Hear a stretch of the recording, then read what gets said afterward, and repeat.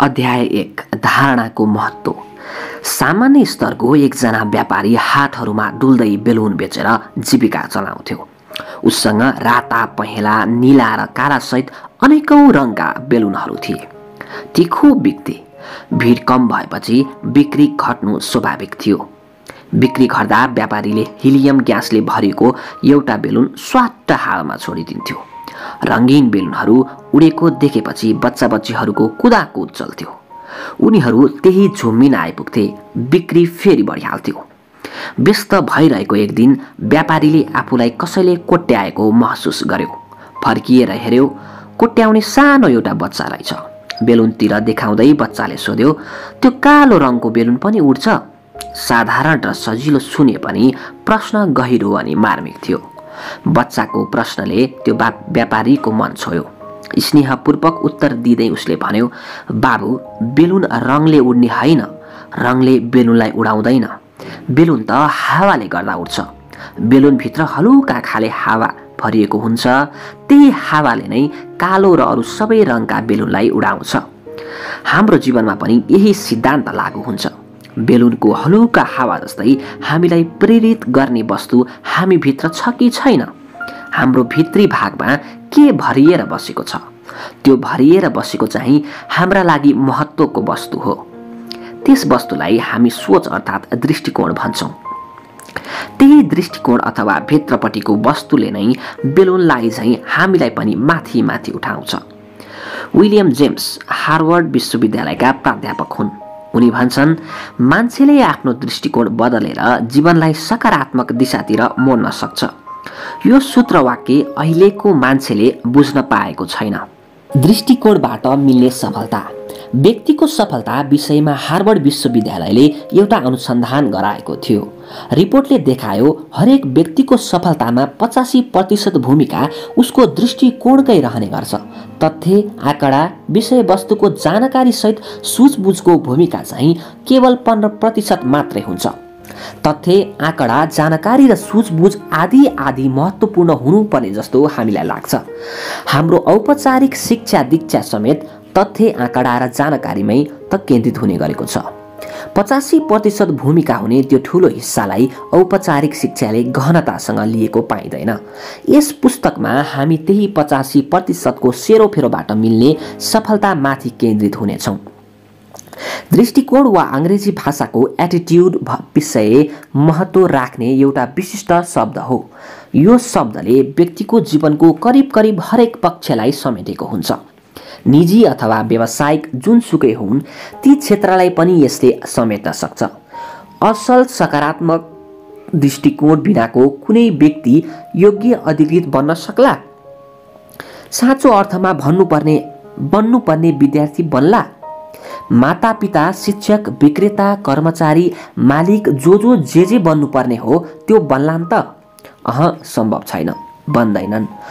ठीक सोच बिनाका ती पद, नाम कुनैबाट पनि सही भूमिका निर्वाह हुँदैनन्।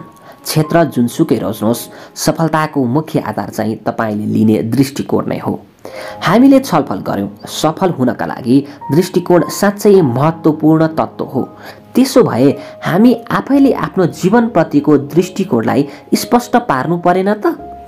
जीवनका लक्ष्यलाई दृष्टिकोणले कस्तो किसिमले र कसरी असर पार्छ? यी र ती सबै पक्षलाई केलाएर जानिराख्न जरुरी हुँदैन? हुन्छ, अवश्य हुन्छ। हिराले भरिभराउ जमिन। हाफिज अफ्रिकी एउटा गाउँको किसान थियो। ऊ आफैमा खुसी र सन्तुष्ट थियो।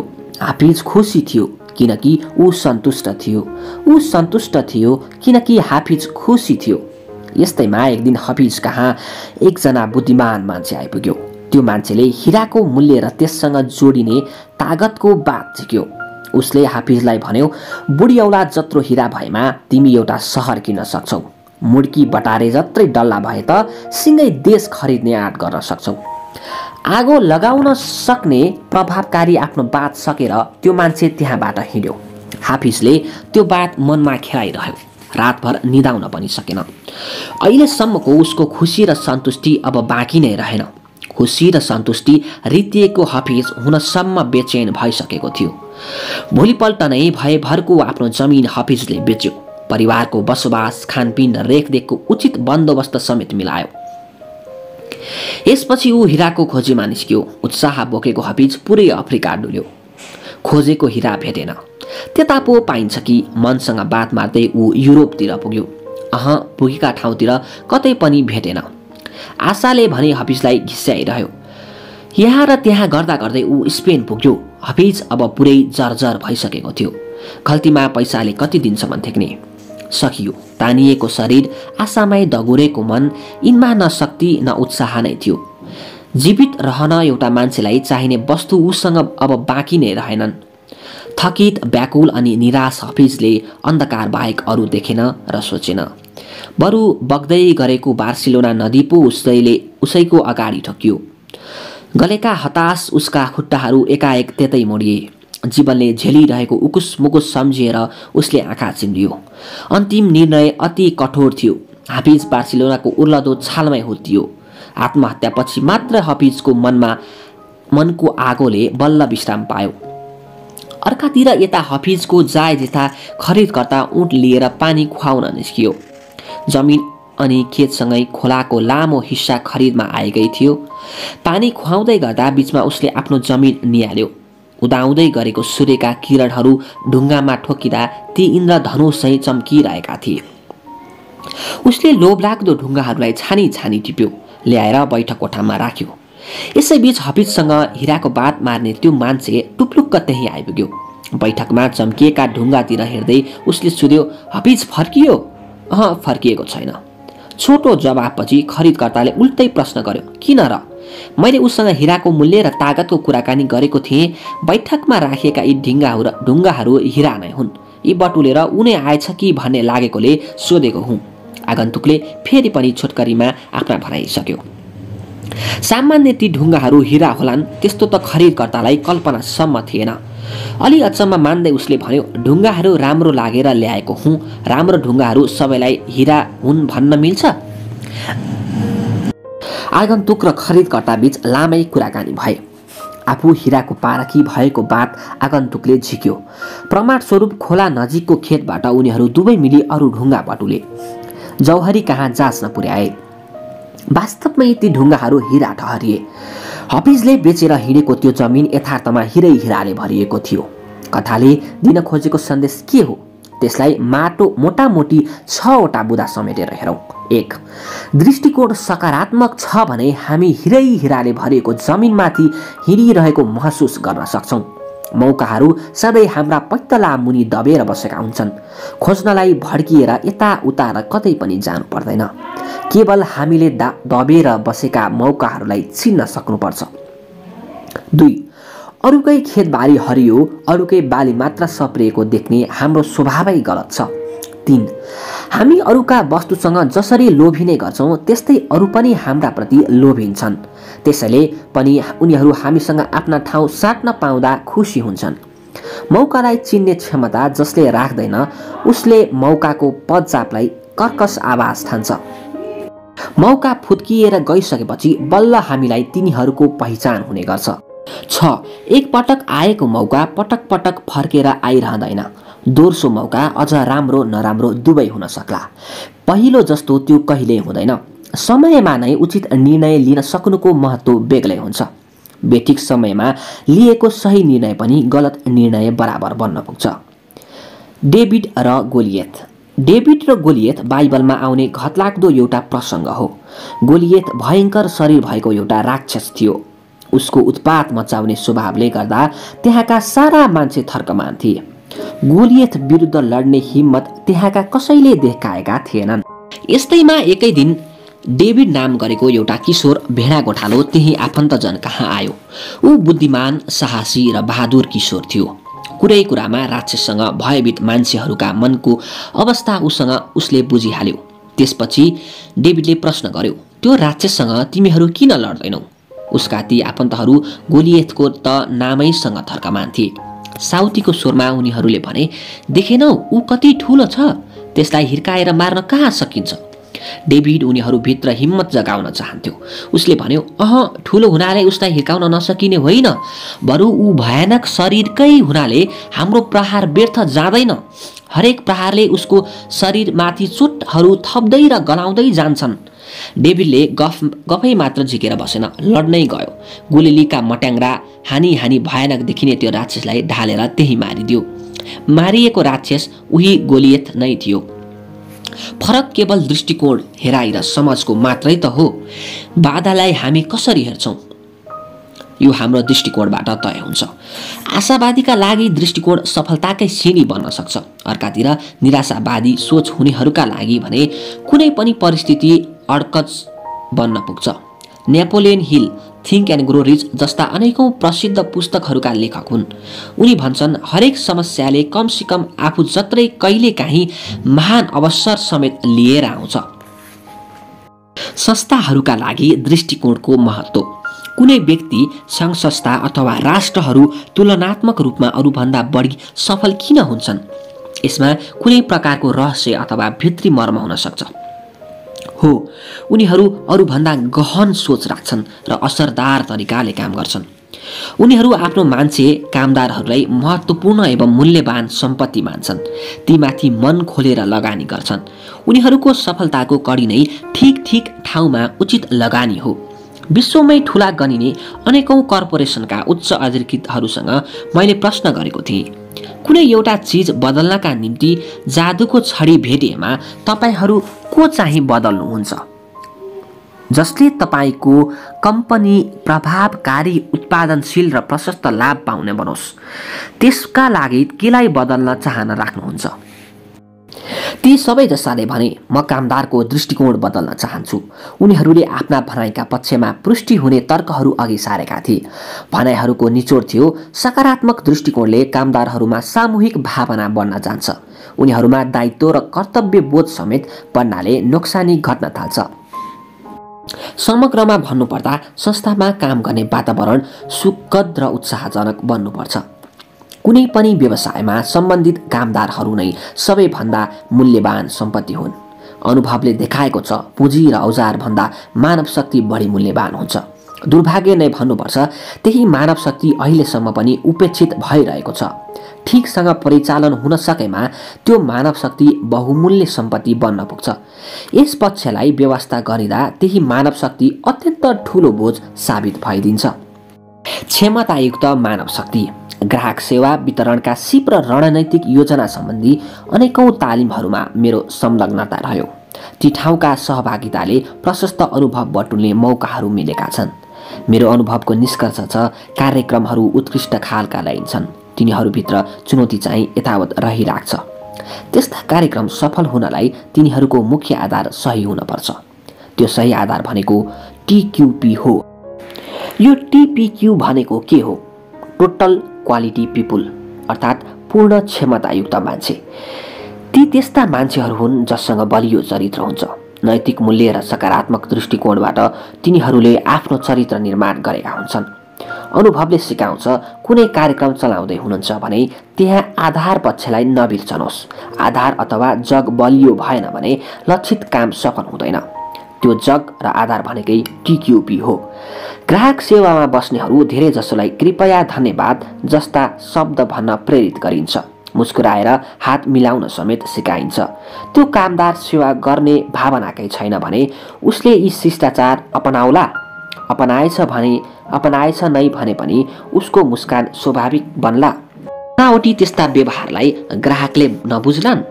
मुस्कान र व्यवहार हार्दिक हुँदैन भने त्यसले झन् चिड्याउने खालकै वातावरण नबनाउला। भनाइको अर्थ हो, बनावटीपनले जित्नै हुन्न, बरु त्यस्तो बनावटी समेत स्वाभाविक लाग्नुपर्छ।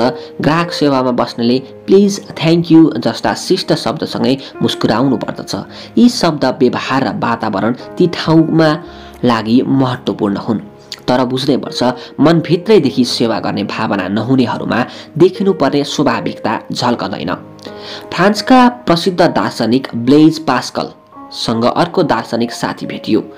उनीहरूले मान्छेको उत्कृष्टतालाई गफको विषय बनाउन पुगे।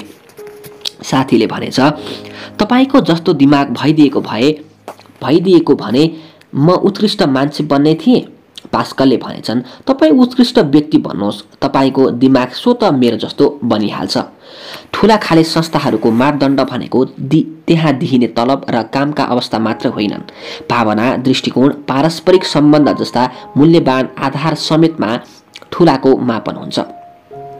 यदि कामदारहरू भन्छन् म त यो काम गर्न सक्दिनँ, सामान्यतः यसका दुईवटा अर्थ लाग्छन्। पहिलो, त्यो काम कसरी गर्ने उनीहरूलाई कामको तरिकै थाहा छैन। दोस्रो, उनीहरू त्यो काम गर्नै चाहँदैनन्।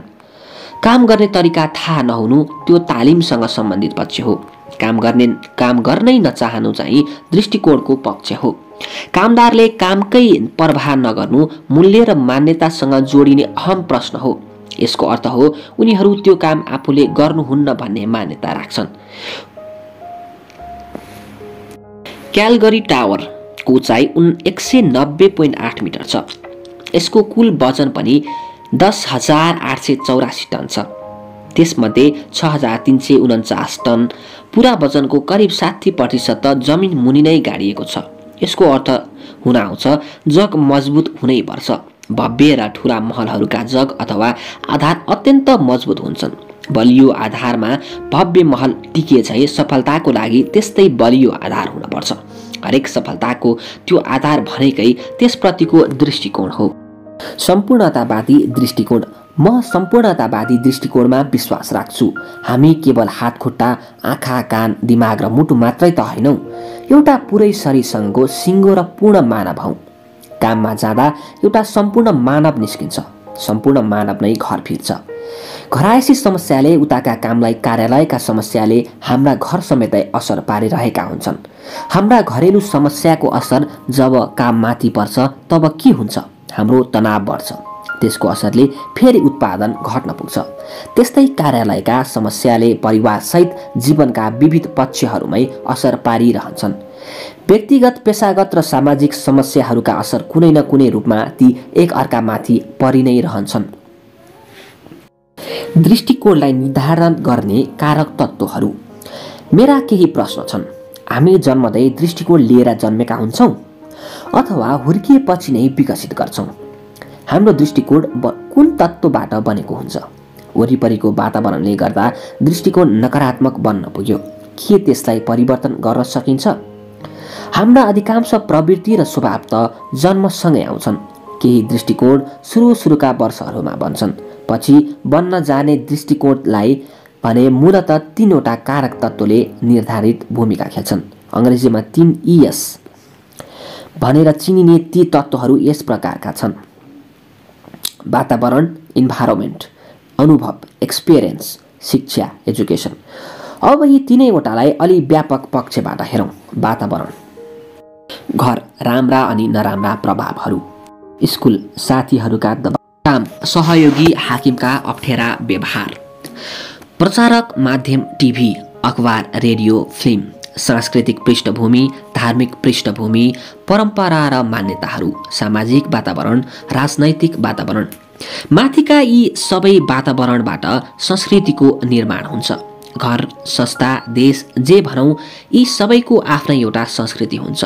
हामीले दिनहुँ कारोबार गर्नुपर्ने पसललाई उदाहरणका रूपमा हेरौँ। कुनै एउटामा पुग्नुहोस्, त्यहाँका कामदारहरू शिष्ट, नम्र, सहयोगी र मिलनसार भेटिन्छन्। त्यस्तै अर्को कुनैमा रुखो, अशिष्ट व्यवहारका र वाक्क लाग्दा भइराख्छन्।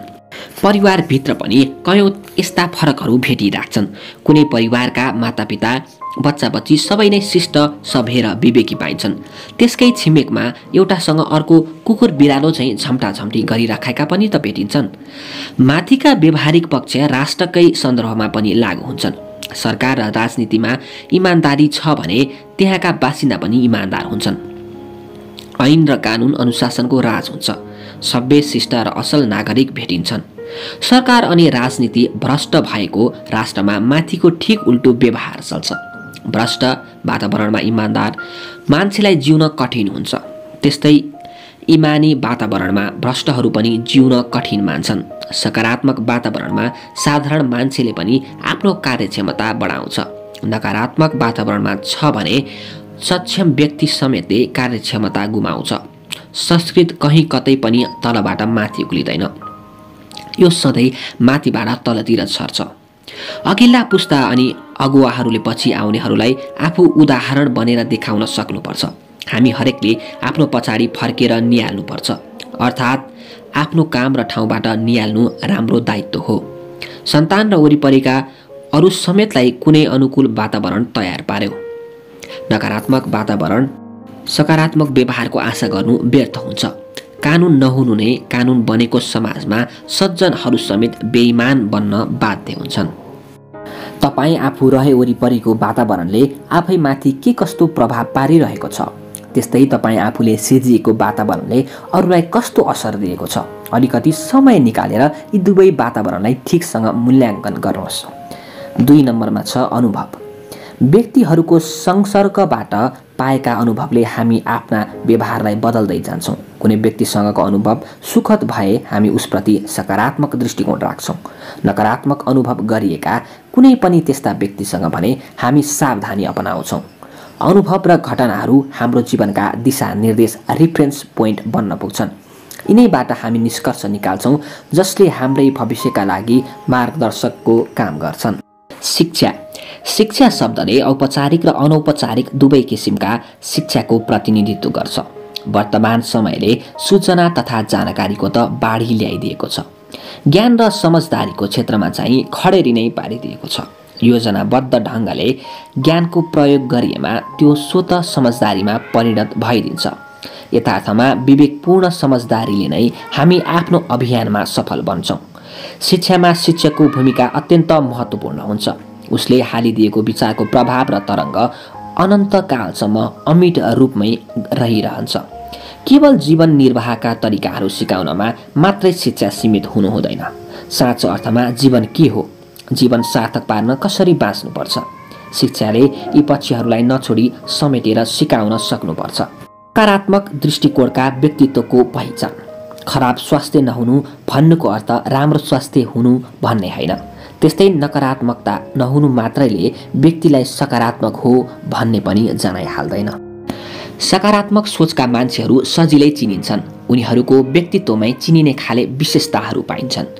तिनीहरू अरूको भलो चिताउँछन्, आत्मविश्वासी, धैर्यशाली र विनम्र हुन्छन्। त्यस्ता व्यक्तिहरू स्वयं आफू अनि अरू समेतबाट उच्च खालका अपेक्षा राख्छन्। सधैँ असल नतिजाप्रति आशावादी बनिरहन्छन्। सकारात्मक दृष्टिकोण भएको व्यक्ति बाँच्न आउने फूल जस्तै हो। गुणवान हरेक वस्तुलाई चाहनु र स्वागत गर्नु मानवीय स्वभाव हो। सकारात्मक दृष्टिकोणका फाइदाहरू। सकारात्मक दृष्टिकोणका सजिलैसँग देखिने अनेकौं फाइदाहरू हाम्रै वरिपरि नभएका होइनन्। सजिलै देखिने र भेटिने वस्तु भने सहज किसिमसँग बेवास्तामै पनि पर्छन्। सकारात्मक दृष्टिकोणका फाइदा। व्यक्तित्व आकर्षक बन्छ, उत्साह जागृत गर्छ, आनन्दको अनुभव हुन्छ, वरिपरिका व्यक्तिहरूका लागि प्रेरणा मिल्छ, समाजका लागि महत्त्वपूर्ण योगदान पुर्याउने व्यक्तित्वका साथै राष्ट्रिय सम्पत्ति समेत बन्न पुग्छ। संस्थाका लागि पुग्ने फाइदाहरू। उत्पादन बढ्छ, सामूहिक भावनाको विकास गराउँछ, समस्या निराकरणमा मद्दत पुग्छ, गुणस्तर बढ्छ, मिलनसार वातावरण सिर्जित हुन्छ, इमान्दारी र कर्तव्यपरायणताको बढाउँछ, लाभको वातावरण बन्छ, मालिक कर्मचारी र ग्राहक बीचको सम्बन्ध सुदृढ बन्छ, तनाव कम गराउँछ। नकारात्मक दृष्टिकोणका परिणामहरू। अनेकौं बाधा अडचन भरिएका ठाउँहरू काट्दै हाम्रो जीवन मार्ग गुज्रिने गर्छ। पटक पटक उस्तै र नसोचेकै दुःखद स्थिति समेत निम्तिरहन्छन्। दृष्टिकोण नकारात्मक छ भने त आफ्नो बाधा स्वयं हामी आफै बन्न पुग्छौँ। मित्रता, कामकाज, बिहेबारी र अन्य सम्बन्धहरू समेत सजिलो अनि दिगो बन्दैनन्। नकारात्मक दृष्टिकोणका प्रत्यक्ष असरहरू यी हुन सक्छन्। सम्बन्धमा तिक्तता बढ्छ, मान्छेहरू बेखुस हुन्छन्, जीवन उद्देश्यहीन बन्न पुग्छ, स्वास्थ्य खराब भइरहन्छ, आफू र अरू समेत तनाव थपिन्छ। नकारात्मक दृष्टिकोण लिनाले घर व्यवहारमा मनमुटाव सुरु भइदिन्छ। कामकाजका ठाउँहरूमा वातावरण असहज बन्न पुग्छ। समाजले बोझ मान्नुका साथै तिरस्कृत वस्तुको रूपमा हेर्छ। समाजभित्र खराबकै सिको गर्नेहरूको पनि कमी हुँदैन। यस्तो व्यवहार एउटा सामाजिक रोगका रूपमा विकसित भइदिन सक्छ। पछि-पछिका पिँढीहरूमा सर्दै जाने डर पनि उत्तिकै भइराख्छ। हामी किन बदलिँदैनौँ? मानव स्वभाव प्रायजसो परिवर्तनको विरुद्धमा उभिने गर्छ। सकेसम्म ऊ परिवर्तनलाई दबाउनै खोज्छ। परिवर्तन कष्टदायक नै हुन्छ। परिवर्तनको असर खराब असल जे होस् प्राय जसो त्यो तनाव बढाउने खालकै हुन्छ। कयौं बानी र अवस्थाले गर्दा हामी नकारात्मकतामै बाँच्न अभ्यस्त भइसकेका हुन्छौँ। भलाइकै लागि आएको किन नहोस् परिवर्तनलाई स्वीकार्न हामी तयार हुन्नौँ। प्राय खराबीलाई व्यवस्था नगरिकन तिनै खराबीहरू बीचमै हामी बाँचिरहेका हुन्छौँ। चार्ल्स डिकेन्सले एउटा कैदीको बयान गर्ने क्रममा उसको स्वभावबारे लेखेका छन्। एकजना कैदी वर्षसम्म एउटै काल कोठरीमा थुनिएका थियो। सजायको अवधि सकिएपछि ऊ त्यहाँबाट स्वतन्त्र हुन पायो। कैदी काल कोठरीबाट निस्किएर बाहिरको उज्यालो संसारमा पुग्यो। चर्को घाम, खुला परिवेश ती कुनै पनि उसलाई मनै परेनन्। बाहिरी अनेकौं वस्तुबाट उसलाई असजिलो र बेचैनी मात्रैको महसुस भयो। असजिलोलाई कसरी झेल्ने हिम्मत त भएन। कैदीले आफूलाई थुनामा नै फेरि फर्काइदिन बिन्ती गर्यो। कालकोठरी हत्कडी र अँध्यारो नै उसका परिचित आफन्त थिए। ती ठाउँ सहज, सुरक्षित र आराम मिल्ने अनुभवको थियो। लामो समय कैद काटेको कैदीहरूमा प्राय यस प्रकारको स्वभाव र प्रवृत्ति देखा पर्छ। उनीहरूलाई बिरानो भइसकेको संसारसँग तालमेल बसाउन कठिनाइ हुन्छ। त्यसैले कतिपय कैदीहरू बाहिर निस्किसकेपछि पनि जानी जानी फेरि अपराध गर्छन्। जानी जानी अपराध गर्ने कतिपय त्यस्ता कैदीहरूको भित्री मनसाय जेल जीवनमै फर्कनु रहेको हुन्छ। त्यहाँ स्वतन्त्रता सीमित भइरहोस् त्यसपट्टि उनीहरू परवाह गर्दैनन्। त्यो बन्दी ठाउँमा आफ्नै बारे लिनुपर्ने निर्णय पनि धेरै हुँदैन। अर्को उसको चिरपरिचित संसार पनि आफूबाट छुट्दैन। हाम्रो दृष्टिकोण नकारात्मक छ भने जीवन सानो घेरामा साँघुरिन्छ। गरेका कामबाट मिल्ने सफलता पनि एकदमै सीमित हुन्छ। आफन्त र सहयोगीहरू नगण्य नै हुन्छन्। जीवनले अनुभूत गर्ने आनन्द पनि मिल्दैन। त्यसो भए सकारात्मक दृष्टिकोण कसरी विकसित गर्न सकिन्छ? यसपछि अब यही प्रसङ्गकै सेरोफेरोमा विषयवस्तुमा केन्द्रित हुने हाम्रो प्रयास हुनेछ। नकारात्मकतालाई छुटाउँदै सकारात्मक दृष्टिकोण विकसित गर्न खोज्ने प्रयास आफैमा सजिलो काम होइन। परिवर्तनको क्रममा असजिलो अवस्था सँगसँगै तनावका झट्का बारम्बार दोहोरिएर आइरहने हुन्छन्। त्यस्ता अवस्था र परिस्थितिले बेला बेला निकै गाह्रो महसुस पनि गराइरहन्छन्। अभ्यासले निरन्तरता पाउन सकेमा चाहिँ छोटो समयमै अनेकौं फाइदाको अनुभव समेत हुँदै जान्छन्।